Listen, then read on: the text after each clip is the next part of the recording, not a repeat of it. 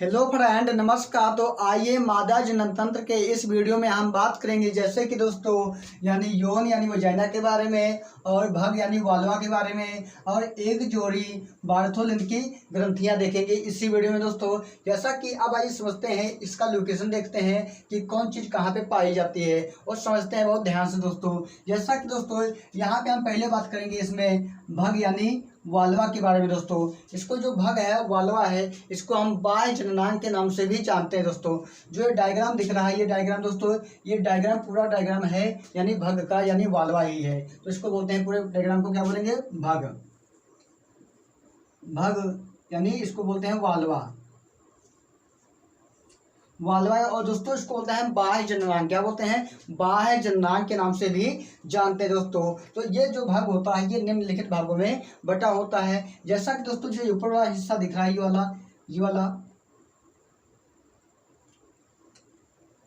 इस हिस्से को बोलते हैं दोस्तों, इसमें का ये हिस्सा होता है जघन उत्थान। क्या बोलते हैं? जघन उत्थान दोस्तों। जघन उत्थान या जघन शैल बोलते हैं, या जघन शैल यानी मॉन्स प्यूबिस। मॉन्स प्यूबिस बोलते हैं। जो ये वाला हिस्सा दिख रहा है ऊपर का, ये जो ऊपर वाला हिस्सा दिख रहा है यहाँ से लगा करके ये यहाँ तक, ये होता है क्या? जघन उत्थान या जघन शैल या मॉन्स प्यूबिस दोस्तों होता है। जो ये होता है ये इस हिस्से को, ये प्रारंभिक हिस्सा होता है, सबसे भग का सबसे ऊपरी भाग होता है। और इस हिस्से में क्या होता है, ये जो हिस्सा होता है ये कुछ ऊतकों का बना होता है, जैसे कि अध स्तुची, अधस्तुची वसी ऊतक होते हैं। वसी ऊतक, अधस्तुची वसी ऊतक यानी इसको बोलते हैं सब स्टेनियस। सब स्टोनियस वसी ऊतक होते हैं, जिसके कारण क्या होता है, ये भाग जो होता है ये कोमल, इनकी ये जो अधत्वची वसी ऊतक होते हैं इनकी अधिकता होती है इस भाग में यानी जघन उत्थान में। और जिसके कारण क्या होता है, जो ये भाग होता है कोमल होता है और गद्दी के बाद क्या होता है, फूला हुआ होता है। गद्दी के बाद क्या होता है, ये भाग गद्दी के बाद क्या होता है, फूला होता है और कोमल होता है। और क्या होता है दोस्तों, जब यौना आरंभ स्टार्ट होता है महिलाओं में यानी लड़कियों में यौना आरंभ स्टार्ट होता है यानी 10 या 12 साल की हो जाते हैं, तो इस स्थान पे यानी जघन उत्थान और जघन शैल पे क्या होते हैं बाल आने लगते हैं। क्या आने लगते हैं? बाह्य त्वचा पे क्या आने लगते हैं? बाल आने लगते हैं। इस प्रकार से जो ये है ये सब बाल हैं, इनको बोलते हैं जघन रोम। जघन रोम या बोलेंगे प्यूबिक हेयर। क्या बोलते हैं? Pubic hair. कब आने लगते हैं? तो यौना आरंभ में क्या होते हैं, इसके ऊपर क्या आने लगते हैं, बाल आने लगते हैं, जिसको बोलते हैं जघन रोम या प्यूबिक हेयर बोलते हैं दोस्तों। तो आगे हम बात करते हैं, इसी भाग में क्या होता है, एक शंकु के आकार की संरचना होती है। इस संरचना को, ये जो दिख रही इस संरचना को बोलते हैं, ये भाग जो दिख रहा है इसको बोलते हैं दीर्घ ओष्ठ। बोलेंगे दीर्घ ओष्ठ। दीर्घ ओष्ठ को दोस्तों बोलते हैं लेबिया मेजोरा। क्या बोलते हैं? लेबिया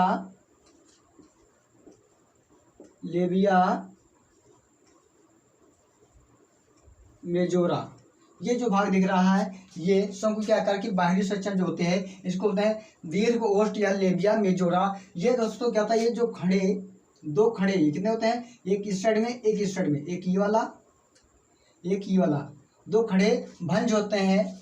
ये वाले खड़े क्या होते हैं, भंज होते हैं। जो क्या होता है, जघन उत्थान से भाग के निचले छोर, ये पूरा भाग कहलाता है। भाग के निचले छोर तक क्या होता है, फैला हुआ होता है। और दोस्तों क्या होता है, इसके बाह्य सतह जो होते हैं, ये बाह्य सतह होते हैं, इस पे छोटे छोटे क्या होते हैं, बाल आ जाते हैं यौनारंभ में। इस प्रकार से। और जो आंतरिक सतह होती है इसमें यानी दीर्घ ओष्ठ की, इसमें क्या पाए जाते हैं, इसमें पाई जाती हैं आंतरिक सतह पे। आंतरिक सतह पे क्या होते हैं, दीर्घ ओष्ठ की आंतरिक सतह पे वसा, तेल एवं श्वेत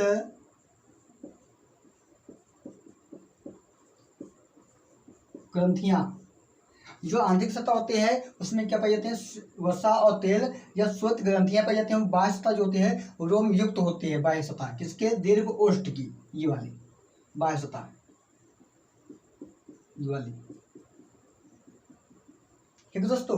और इसके अंदर क्या होता है इनकी ये, और दोस्तों क्या होता है, यही जो होता है दीर्घ ओष्ठ, ये पुरुषों के वर्ण कोश से समजातता दर्शाते हैं। यानी पुरुषों के वर्ण कोश से क्या दर्शाते हैं, समजातता, मतलब समान कुछ दिखाई देते हैं। कौन, दीर्घ ओष्ठ। तो पूछा जाता है कि महिलाओं में पुरुषों के वर्ण कोश से समजातता दर्शाने वाले अंग है, तो क्या दीर्घ ओष्ठ है। इसके अलावा दोस्तों क्या होता है, इसी के अंदर क्या होता है, एक संरचना और होती है, ये जो दिख रही है इसी प्रकार से होते हैं, जिसको बोलते हैं, ये क्या दीर्घ है तो वो क्या हो जाएगा, ये वाली, जो इसके अंदर दिख रही है, ये वाली जो ये दिख रही है इसके अंदर है। हमने ब्लैक लगाया पहले, ब्लैक के बाद नीला लगाया है, इस कलर को बोलते हैं संरचना जो दिख रही है। इसको हम करेंगे एक और रेड से, तब समझ में आएगा। जो ये दिख रही है,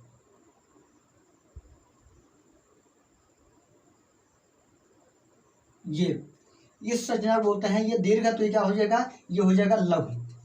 क्या होगा, लघु ओष्ठ। लघु ओष्ठ तो बोलेंगे लेबिया मिनोरा। ये मेजोरा है, वो क्या होगा, मिनोरा होगा।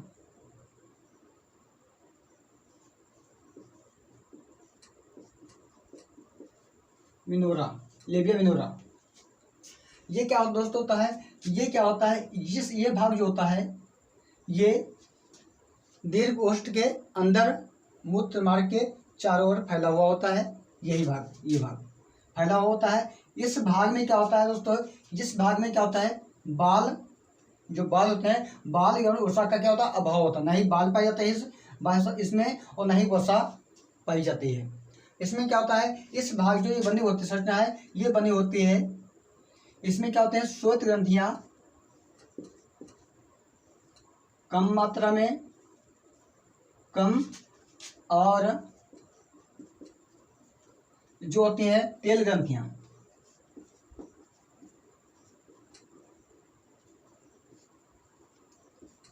तेल ग्रंथियां अधिक मात्रा में पाई जाती हैं, अधिक मात्रा में। मतलब श्वेत ग्रंथियां कम मात्रा में और तेल ग्रंथियां अधिक मात्रा में पाई जाती हैं। जो वसा होते हैं, वसा और जो बाल होते हैं, इनका अभाव होता है, इसमें नहीं पाए जाते हैं। और दोस्तों इसी के अंदर क्या होता है, इसी के अंदर जो भाग, ये जो एरिया दिख रहा है, बाकी एरिया जो इसमें बचता है इसी के अंदर, तो इसी एरिया को बोलते हैं दोस्तों, ये जो एरिया बचा है, ये एरिया जो बचा हुआ है, इसको बोलते हैं क्या, प्रकोष्ठ। क्या बोलते हैं, प्रकोष्ठ बोलते हैं। प्रकोष्ठ यानी वेस्टिबुल। क्या बोलते हैं, वेस्टिबुल।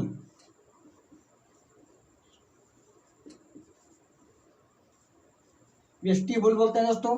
जो वेस्टिबुल है, वेस्टिबुल है, वेस्टिबुल के मध्य में जो वेस्टिबुल है, वेस्टिबुल में ही क्या होता है, एक होता है छिद्र। क्या होता है, जो ये दिख रहा है, ये एक छिद्र है, इसको बोलते हैं, इसी भाग को बोलते हैं क्या, योनि।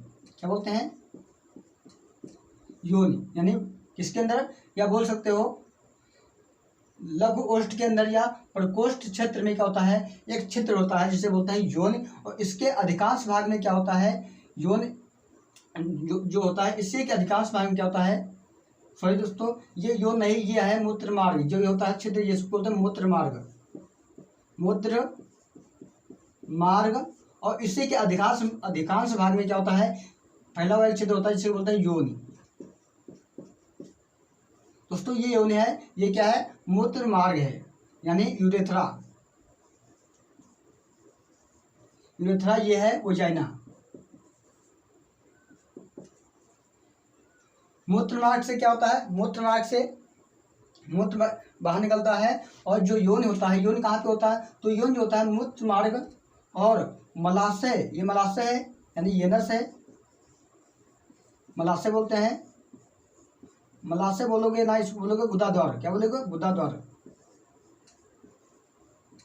गुदा द्वार, गुदा द्वार। मलाशय इसके अंदर होता है, पर मलाशय नहीं, मलाशय के मध्य, इसी में होता है मलाशय। यानी मूत्र मार्ग और मलाशय के मध्य में अधिकांश भाग में, प्रकोष्ठ के अधिकांश भाग में छिद्र होता है, जिसे बोलते हैं यौन। दोस्तों जो यौन होता है, यौन 7 से 10 सेमी लंबी अत्यधिक लचीली पेशी नलिका होते हैं। अत्यधिक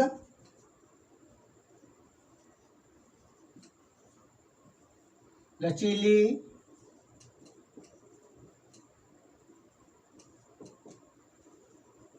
पेशी नलिका होती है। अत्यधिक लचीली पेशी नलिका होती है, कितने, 7 से 10 सेमी लंबी। और यही क्या होता है, मादाओं में मैथुन अंग होता है। मैथुन, मैथुन जो अंग होता है इसको बोलते हैं, कौन सा होता है, मैथुन अंग, यौन होती है महिलाओं में। और दोस्तों क्या होता है, इसी भाग में क्या होता है, इसी भाग से प्रसव यानी बच्चे का जन्म होता है, मार्ग, प्रसव का मार्ग होता है। और रजो स्त्राव यानी जब पीरियड चलते हैं, पीरियड के दौरान क्या होता है, इसी भाग से रजो स्त्राव होता है, यानी ब्लीडिंग इसी भाग से होती है। और यही भाग जो यौन होता है, यौन भाग ही क्या होता है, पुरुष के शिश्न का पुरुष द्वार भी कहलाता है। और दोस्तों क्या होता है, ये भाग जो होता है, ये भाग अत्यधिक श्लेष्मा को स्रावित करता है, यानी श्लेष्मा इस भाग में ज़्यादा स्रावित होते हैं, जिसके कारण जो वजाइना होता है ये बहुत हमेशा गीला बना रहता है। ठीक दोस्तों, तो इस प्रकार से ये होता है वजाइना। और इसी भाग में क्या होता है दोस्तों, एक कुंवारी कन्याएं जो होते हैं, जो कुंवारी लड़कियां होते हैं, उसमें इसी भाग में क्या होती है, एक पर्दा यानी झिल्लीनुमा पर्दा पाया जाता है, जिसे बोलते हैं यौन छद। क्या बोलते हैं, यौन छद यानी हाइमेन, हाइमेन। यानी इसी भाग में क्या होता है, पतला, बोल सकते हो पतला झिल्ली नुमा पर्दा पाया जाता है, जिसे बोलते हैं यौन छद यानी हाइमेन बोलते हैं। इसको बोलते हैं सील।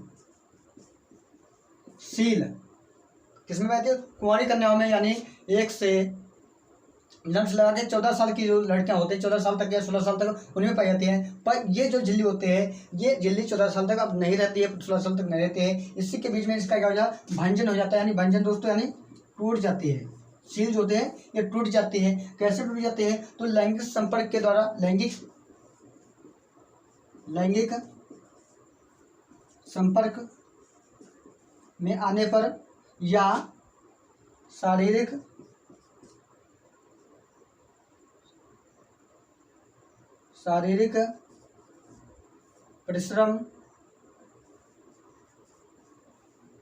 परिश्रम या व्यायाम यानी एक्सरसाइज करने से क्या होती है, जो झिल्ली होती है ये टूट जाती है। यानी लैंगिक संपर्क, यानी अगर लड़की लड़का पहली बार क्या करते हैं, सेक्स करते हैं, तो उसके दौरान क्या होती है, ये झिल्ली टूट जाती है। या इसके अलावा शारीरिक परिश्रम या कोई काम वाम करने में, हार्ड वर्किंग करने में या व्यायाम करने में ये झिल्ली जो होती है, सील जो होती है टूट जाती है। और इसी के मध्य में क्या होता है, झिल्ली जो होती है इसके मध्य में क्या होता है, एक छोटा सा छिद्र होता है। जो छिद्र होता है उसके दौरान जो प्रसव यानी जो होता है, जो स्राव होता है यानी रज होता है, ये बाहर निकलता है जब इसके पहले। तो इसके आगे हम बात करेंगे, ये हो गया यौन के बारे में। तो अब हम बात करेंगे इसी के ऊपर भाग में एक और भाग होता है, ये वाला, इस भाग को बोलते हैं, यही भाग क्या है, प्रकोष्ठ, ये भाग में कहलाता है। इसके ऊपर एक छिद्र होता है, ये वाला, ये जो दिख रही है संरचना, रेड से इसको कहते हैं, ये इसको बोलते हैं भग शिश्न। क्या बोलते हैं, भग शिश्न, भग शिश्न बोलते हैं, भग शिश्न या भग सेभ या भग सेफ। ये जो भग सेफ होता है, ये जो भग सेफ होता है, ये पुरुषों के समान, पुरुषों में शिश्न के समान, पुरुषों में शिश्न के समान उत्थानशील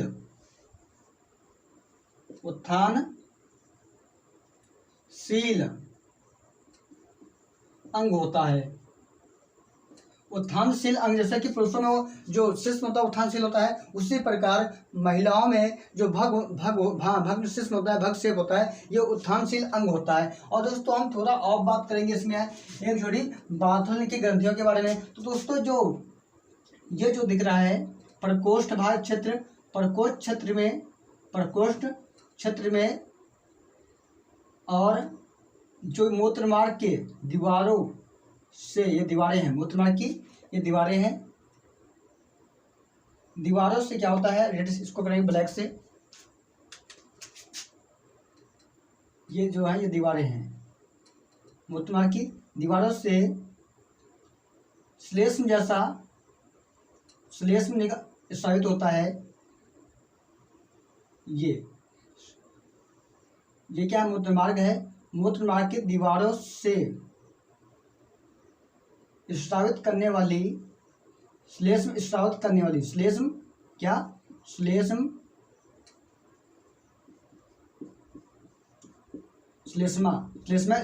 वाली ग्रंथियां पाई जाती हैं। क्या पाई जाते हैं, ग्रंथियां पाई जाते हैं। इन ग्रंथियों को बोलते हैं, ये वाली जो है इसके अंदर, इन ग्रंथियों को बोलते हैं बार्थोलिन की ग्रंथियां, जो ये वाली होती हैं इनको बोलते हैं बार्थोलिन की ग्रंथियां, या बोलेंगे इसको परघ्राण। क्या बोलते हैं, परघ्राण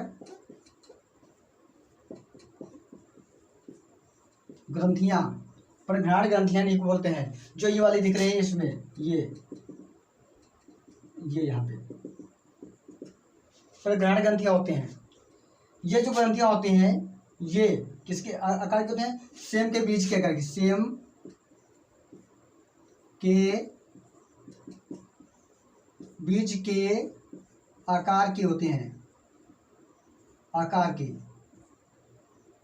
ठीक दोस्तों, यहाँ पे देखना है तो फिर से हम तुमको दिखा सकते हैं। यहाँ पे इस प्रकार से ये बना दिया, ये संरचना, इसी के अंदर क्या होते हैं, परघ्राण ग्रंथियां होते हैं। इस प्रकार से ये होते हैं, जो क्या कहते हैं, कहाँ होते हैं, मूत्रमार्ग के दीवारों से लगी हुई श्लेष्मा युक्त या श्लेष्म स्रावित करने वाली ग्रंथियां पाई जाते हैं, जिसे बोलते हैं बार्थोलिन की ग्रंथियां या परघ्राण ग्रंथियां। दोस्तों ये क्या होते हैं, ये मैथुन क्रिया के समय क्या होते हैं, ये ग्रंथियां, ये जो ग्रंथियां होते हैं श्लेष्म स्नेहक